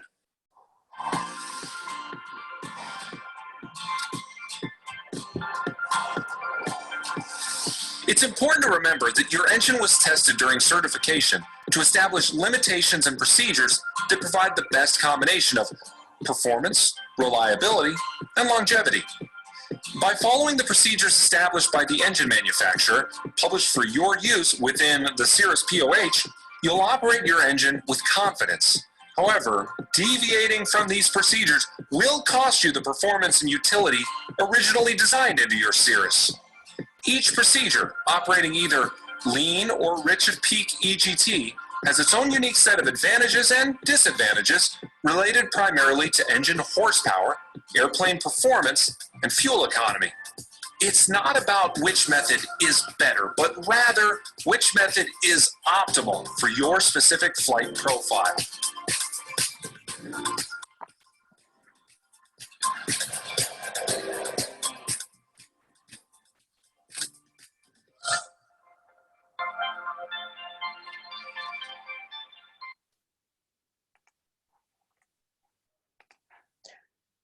Okay, so while we're waiting for JP to reconnect, and there he's coming back up.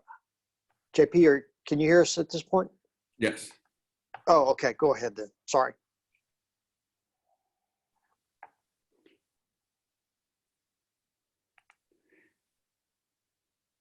Go ahead, Mike. Okay, so while he's bringing it back up, some things that we want to consider there for our Lena Peak and versus Richard Peak operations. And again, this has been an ageless argument, and we still fall on the side of Lena Point. And I regret that it was, I may have been the only one. I think Gabe had issues with it being choppy as well. We're not sure if everybody had that issue. But regarding Lena Peak operations, you're going to be able to save fuel that way. On the other hand, if you want to get where you're going in an optimum amount of time, you can do the Richard Peak operations. What you need to remember, though, is just keep in mind your cylinder head temperatures, especially the cylinder head temperatures. The checking to make sure you have a normal fuel flow. I think we talked about this. I don't know if anybody has more questions. I mean, we talked about all the, Lena Peak and Richard Peak technique, and pretty much what you're changing when you, I think the last person, because I got kicked out of, when somebody was asking a question, was saying that RPMs, if RPMs control power on the Lena Peak. Right. Frank was asking that. Frank had that question, and that was pretty much resolved. But yeah, he had a question about RPMs, and so we looked at the books and things like that, and that's good. Okay. I don't see any questions on the chat. Anybody has any questions? Nope. Very quiet.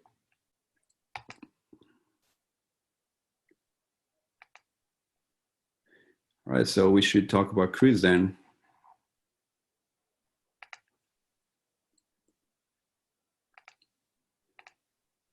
Performance, fuel management, flight planning, engine monitoring, and estimated fuel on board.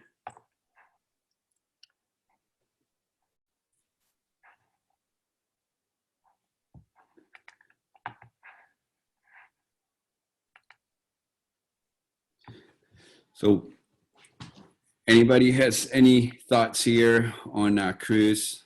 Maybe John, you've flown a lot of Continental engines. Tom, Melanie, and Nick. What do you guys normally set your engines when you're cruising at? So one thing that I do like Go ahead, Nick. As far as the cruise, Lena Peak, Richard Peak, anybody that's flown the Cirrus knows the 75 degrees rich, 50 degrees lean. But something that a lot of people miss, and I have to remind people on a lot, is you also have the 75 and 65% power settings required. And those are limitations. And speaking from experience as banging on the nasty end of an engine that decided to stop working, follow those. Because if you mistakenly begin that leaning procedure, even with the lean assist, at a higher power setting than that is recommended for the type of lean that you're doing, you're going to blow that engine up real quick. True. This is John. In addition to the Cirrus, I fly another aircraft with a 550.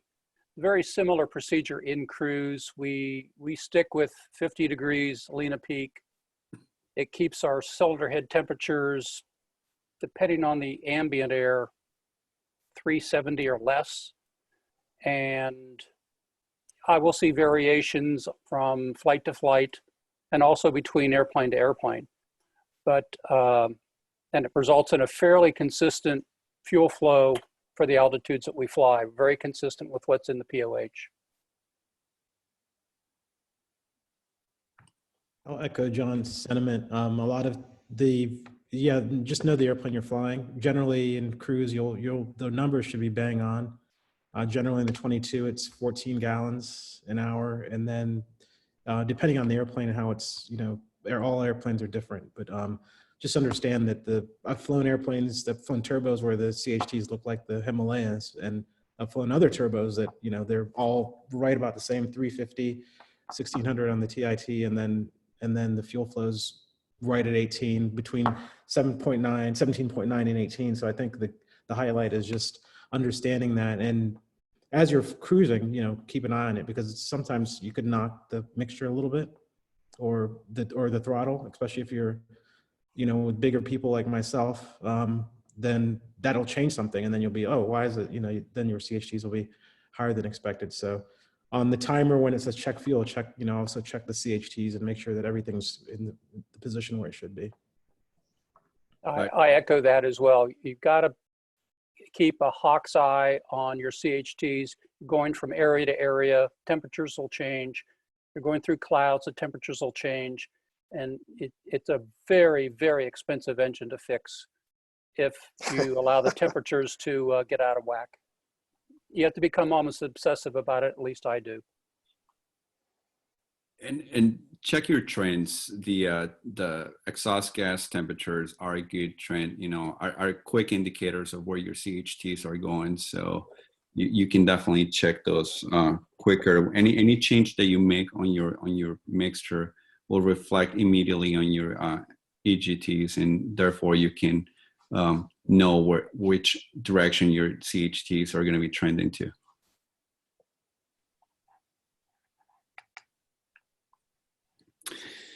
Okay, this is the last video here for cruise. So let's go ahead and stop this here.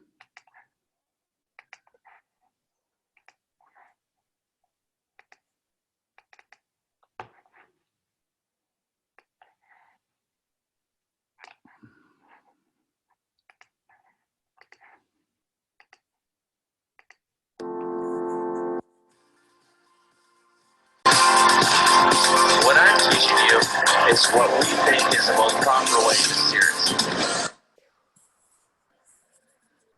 Although it may occur hours or even days before your flight, your first decision when it comes to managing your engine during cruise is selection of your cruise power setting as a percentage.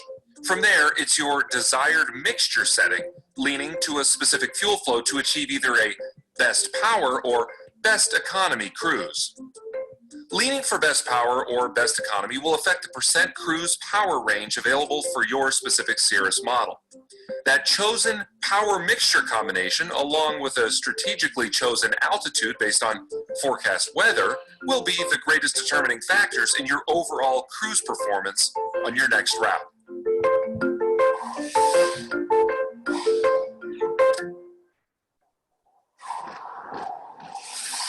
The percent power gauge displayed on the MFD provides you with an indication of total power output based on a blended calculation of RPM, manifold pressure, fuel flow, and outside air temperature. Now, normally the scale ranges from 0 to 100%. However, during periods of optimum atmospheric conditions, it's actually possible to indicate slightly over 100% power. And power indications above 100% are acceptable, provided no other engine limitations are exceeded, such as RPM and manifold pressure. If the percent power displayed seems inaccurate, the likely cause is an error from one of its reference sources, an error which you should be able to verify by looking for inaccurate or missing information on any of the supporting engine indications on the EIS.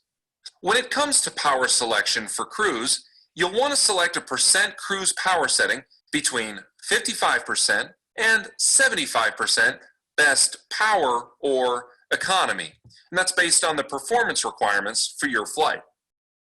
Reviewing the performance charts, note that 75% power or less is reserved for best power leaning, and 65% power or less is reserved for best economy leaning.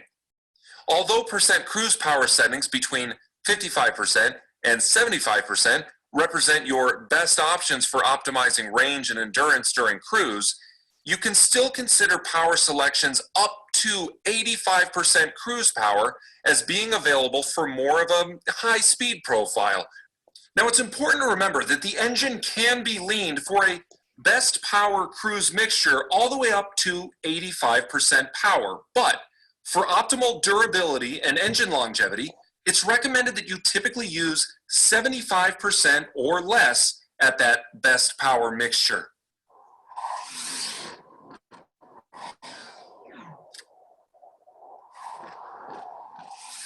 The lean assist function of the avionics installed in your Cirrus really improves the efficiency and accuracy of your cruise leaning procedure. When not required for vapor suppression, turn the fuel pump off before setting your percent cruise power. However, the pump can be switched back on anytime it's needed for vapor suppression. Initial signs of vapor in the fuel lines usually appear in the form of minor engine roughness or fluctuations in the fuel flow indicator. In any case, as you prepare to lean, start at the engine page on your MFD and activate Lean Assist by pressing the bezel key aligned with Assist. As the mixture is leaned, your avionics monitors the trend of each EGT value. The first and last cylinders to peak are identified with first or last, denoted on the corresponding cylinder's EGT gauge, with the temperature highlighted in blue. In addition, the peak of each cylinder's exhaust gas temperature is marked with a blue line on its corresponding EGT gauge. Interestingly enough, while leaning to best economy, lean of peak, you can gauge the performance of your fuel injectors by comparing the fuel flow difference between when the first cylinder's EGT peaks and when the last cylinder's EGT peaks. The fuel flow difference will differ from airplane to airplane, but typically it should register within about a half gallon per hour between the first and last peak. And keep note of what the normal fuel flow difference is for your Cirrus. If over time you notice it start to increase, have your service provider take a look to see if there's maybe some minor cleaning or tweaking that can be done to improve the fuel injector performance. The deviation from peak, or delta peak metric, indicates the temperature difference between the all-time peak EGT temperature and the current temperature of the peak cylinder, and it's your primary reference when leaning. Smoothly lean using small, precise changes to establish the proper mixture. Once you're satisfied with the mixture setting, continue to monitor engine temperatures, especially CHTs. If your CHTs begin to get a little warmer than you'd like, enrichen the mixture as needed when operating at best power, or lean further if you're operating at best economy.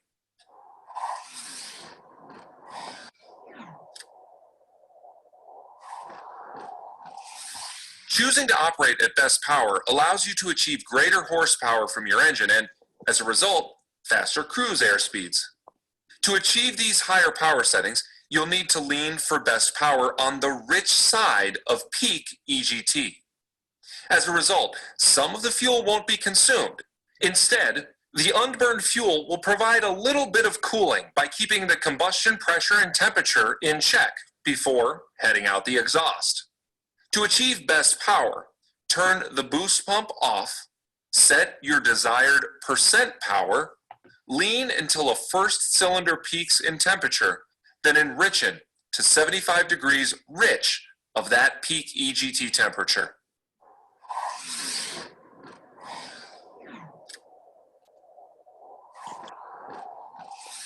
Operating at best economy allows your engine to achieve better fuel economy with still sufficient horsepower because you're operating on the lean side of peak EGT.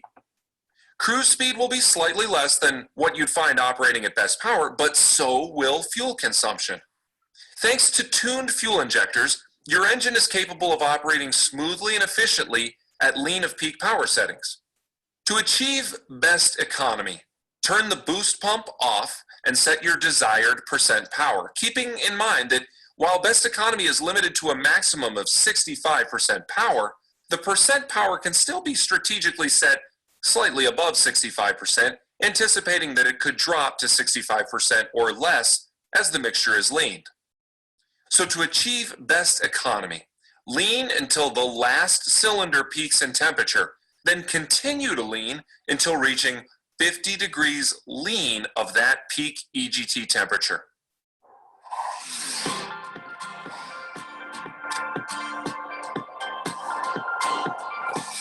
As your flight progresses, continuously monitor engine parameters, making minor mixture adjustments as necessary to keep temperatures stable. Normally, cruise leaning adjustments shouldn't be necessary across your route, even across long distances, but if at any point you need to change altitude or percent power, just simply plan to recheck EGT and adjust mixture as needed. If you're not feeling that confident about how you've leaned the engine, especially when using your lean assist functionality, go ahead and take a peek at the charts in the POH to really confirm those values and get a good feel for where you're at. So whether you desire speed at best power or a little more efficiency at best economy, you can be certain that your engine, when properly leaned, will reliably provide the performance you'd expect. And there are advantages to choosing either best power or best economy. It really comes down to what suits you best on each specific flight.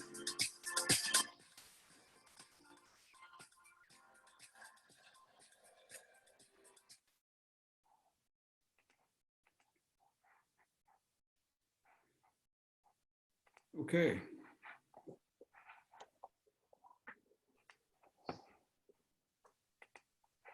Wait for JP to come back up. I've got Melanie and Nick on the screen. Is Melanie even awake? That I am. Okay, okay. It's been a long quarantine, Mike. Yes, it has. Yes, it has. Well, while we're waiting for JP, I have one thing to mention. In the video, it says that you can run up to 80-85% on the cruise power and still lean it. And I think the wording that it used was at the cost of engine longevity or something like that. To kind of put another point on that, if you're flying a turbo, sure, 80% power, 85% power, go for it. If you're flying a 22, that, you know, newer 22, it's healthy, the engine's great on it, same kind of idea is, sure, do that. But as you're flying something older, maybe something with more hours on it, or maybe something that, you know, has had engine problems in the past, you're going to really exacerbate any problems you have with that engine to the extent of, sorry, I got a cat meowing at us. I've seen, in my case, we were running an engine at a higher power setting, leaned it normally with the lean assist. And because we had fouled spark plugs that we didn't know about at the time, it actually started detonating to a point where it cracked the cylinder head. And granted, that was on a plane that had a lot more time on it, had, like I said, faulty spark plugs on it. But running at those higher power settings, I think you're running the risk of kind of explosively bringing to light any problems that you do have with your engine if you're doing it for any extended period of time. And as they say, that can create an adrenaline rush that you can live without. Yeah. All right, so we can find all this on the section 5, the performance data, and basically this is going to be the way that we're going to set our engine for cruise. This is how we're going to set our power. We're going to use the performance on the section 5, and we're going to adjust those fuel flows. Just as a I don't know if everybody knows this, but Cirrus says that even though the lean assist is the preferred technique, the only approved way to actually set your engine for cruise is the POH. So, you know, make sure you consult your POH before you set your cruise. I mean, I can't remember the last time that I went to the POH and set my power per the POH. I used the lean assist on the Garmin.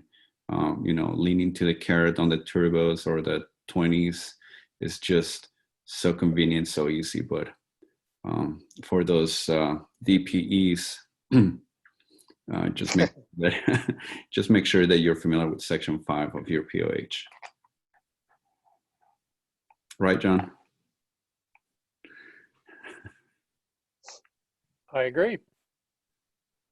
And this is what it looks like. So while we're changing the power percentage or the manifold pressure, and this is a question that was asked before, notice how there are very slight changes on the RPMs, because this is a constant speed propeller. Obviously, the plane is going to maintain the constant RPMs, which is a big problem with a lot of the planes when you're especially on a 2500 RPM airplane.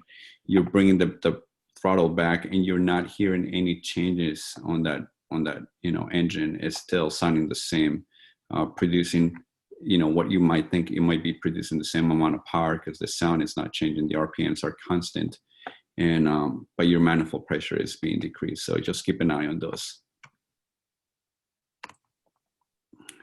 Any more questions, anybody? This was the last video.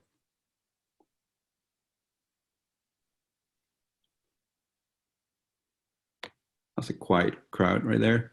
All right, you can find all these videos on the cirrusapproach.com website. They have a little bit of everything. John, you were asking where are these videos coming from?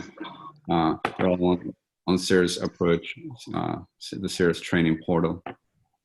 Guys, this is Paolo. Can you guys hear me? Yeah, hi. Yeah, hey, how are you doing? Yeah, quick question actually before we leave the leaning issue. I'm looking at a POH. It's for a 22, normally aspirated, and I guess the only chart I see for the power level is 55% power, and they have both the parameters for mixture at best power and mixture at best economy. And as you would expect, at the same horsepower, all the airspeeds are identical for all the altitudes. So really the only difference is the fuel flow, that at best power, you get a higher fuel flow than at best economy. Now, you mentioned also that I think you guys mentioned that the wear and tear on the engine is less at best economy. So question is, what exactly do you get by using best power settings? I mean, all the airspeeds come up to be exactly the same. The only difference, according to the charts here, and it may be an older POH, I don't think it's the latest generation, but according to this— I was going to ask which one you were reading. Let me look at exactly which one it is. And this is, actually, it's a recent one, SR22, 2016. So it's a pretty recent one. I guess it's a G5. Okay. And when you look at the section 5, there's a cruise performance for best power. I think they have 65, 75, and 55. For best economy, they only have 55. So you can only do a direct comparison of at 55% power. But airspeeds, I mean, you would expect for the same horsepower, unless you change the aerodynamics of the airplane, the airspeed is going to be identical. So you're really, it looks like you're really at best power, you're just using extra fuel as cooling, but I don't quite see what your other advantages would be there as far as going faster or anything like that. So maybe some thoughts on that. What altitude are you looking at, Paolo? Because I know the best power, the airplane is definitely faster. Yeah, definitely. Paolo, I want to know what Pilots Operating Handbook are you using? The one that was dated January 14, 2013? Okay, let me try to find out the date. What are the aircraft serials numbers? I want to open it and look up exactly the same thing that you're looking at. I can give you the part number. This is copyright 2016, so it's a little more recent than that. Original issue, December 28, 2016. Part number is 13772-006. Yeah, you're on the section 5. Yeah, and let me try to find it again. All right. Well, it's under cruise performance. There's only a couple of pages of it. Here we go. So it's page 23.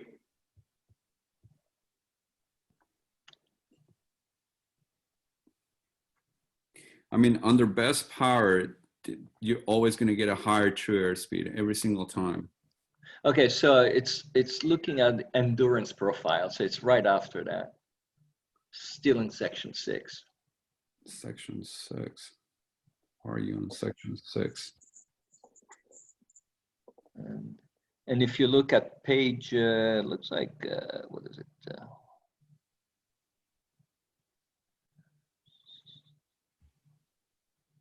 Section 6 on the POH is weight and balance. It's not. Section 5, sorry. Okay. It's under range and endurance profile, basically, and they do a comparison of, you know, at 55% power, best power and best economy, and I mean, you should expect for a given horsepower, the airplane is going to have the same airspeed. So, you know, when you do a best power, it's actually a higher horsepower that the engine is generating. I'm looking at the range endurance profile, and at 65% power, all my true airspeeds are different as you climb. So I don't know exactly what is that you're looking at. This one at 2,000, you're looking at 161, and at 8,000, you're looking at 171 using the same 65% power. Is there a chance that you're looking at indicated airspeed? No, I'm looking at true airspeed. No, I wasn't talking to you. I was saying, is there a chance that he's looking at indicated airspeed, which should be, while true airspeed is true airspeed. Yeah. I don't know what document you're using. I'm looking at the POH right now. Just downloaded it from the Cirrus training portal, and all the performance, you know, is as expected as you climb at 65. It's on page 5-26 on this one. And again, it's the range endurance profile. Let me. Okay, guys, I tell you what, we're going to start to run out of time. Yeah, here. we can follow that later Yeah, on. I would, Paulo, since, yeah, let's follow up with that, because it's not clear to me what we can't seem to match up with what you're looking at. But go ahead, JP, and start to wrap it up. Right. So, you know, just to be done here, guys, all these videos on the Cirrus Approach website are amazing. You know, they're, like I said at the beginning, they're definitely worth the money. You got all the time in the world right now to just sit down and watch these videos. You will learn a ton. The systems videos on the Cirrus portal are amazing. They go in detail, you know, through the entire systems of the airplane, from, you know, your flight controls to your engine to your electrical system. And don't fly without having your IFOM. It's, you know, it's on the iBooks. If you fly a Cirrus, you should have one with you. Today in the morning, Ivy from Cirrus, she did a walk around, and she had the IFOM in her hand while she was doing the walk around. It you know, it's kind of like it tells you everything that you need to know, you know, for maneuvers, for walk arounds, for, you know, when you go out and you do your turns around a point. If you're preparing for any kind of check ride for your instrument, you know, it gives you your profiles. It teaches you the flows in the airplane. You know, it should be in your iPad every time you go fly. So if I could just add, if I could just add on that, JP, to kind of follow up and kind of close things out here. Certainly, we have focused this evening on Cirrus aircraft, on the IO550 in particular, or the SR-20s and 22s. That's Open Air's focus. What we do hope that we have done is, if you're not flying a Cirrus, if you're flying something with a fuel-injected airplane, we gave you food for thought for hot starts, for lean of peak operations, rich of peak operations. That's always a hot button issue, but at the end of the day, we want to make sure that you're managing that engine, you're babying that engine, because if you take care of that engine, it's certainly going to try to take care of you.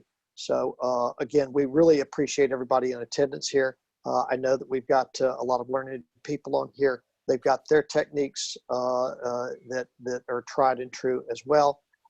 There's a lot of different ways to do these things, but some of the fundamentals that we've covered here, we hope that you take those away.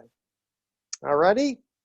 And if I could jump in here for a second as well, kind of a shameless plug, but as everyone's sitting around, Melanie and I are still conducting ground lessons on this platform. So if you have anything that you'd further like to discuss with either of us, our schedules are wide open. Yeah. And I'm wide open. Yeah. Does anyone want to do a ground right now? Please. But we do have quite a bit of availability. If anyone does want to go into further detail with any of this stuff, I know that I've flown everything except for a G120. So I've got a pretty wide expanse of knowledge on the different engines. And I think Melanie's sitting up there with me, only a couple models short. So if anyone does want to do that, just give us a heads up. Absolutely, and let me springboard off of that with a shameless plug too. Open Air is still conducting ground training, like Melanie and Nick were saying there, on this particular platform. And JP, if you want to, go ahead and unshare your screen. But we are also renting airplanes to single pilots. If you are already qualified with us, feel free to come out and you can register. You can reserve the airplane solo. We are still not doing dual flight training, and we understand that there's still some debate about that.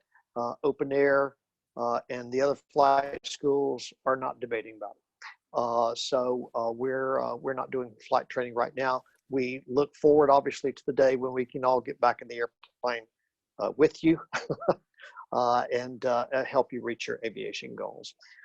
So, Gabe, I'm going to turn it back over to you, buddy. Hey guys, thank you very much. Gabe, thank you so much for putting this together for the Smokehouse. Absolutely. Congratulations on that AOPA article. That was amazing. You're doing tremendous job right there in for general aviation in this area. I appreciate that. Yeah, totally group effort. It was cool to see AOPA reach out and want to do something on Smokehouse. So thrilled that they did that. So thank you for that. Did I read that right? 35 countries? Yeah, according to Facebook and a few email addresses, that is true. So that's great. That's 35 great. countries, 50 states. That's correct. Well, thank you guys. I appreciate it. And we will see everybody soon, and stay tuned on some future either virtual hangouts or other sessions that are either Wings credit available. Christian and I are working on some things there. In particular, perhaps a course that we already have in mind, but we just sent it over, and we need to talk to John Somiak soon about that, maybe tomorrow or something if you're around. But we'll be in touch with everybody and go from there. But hopefully everybody stays safe. If you fly, be safe as well, and we'll talk to everybody soon. Very good. Thanks, Gabe. Thanks, everybody. See ya. Good guys. Good night.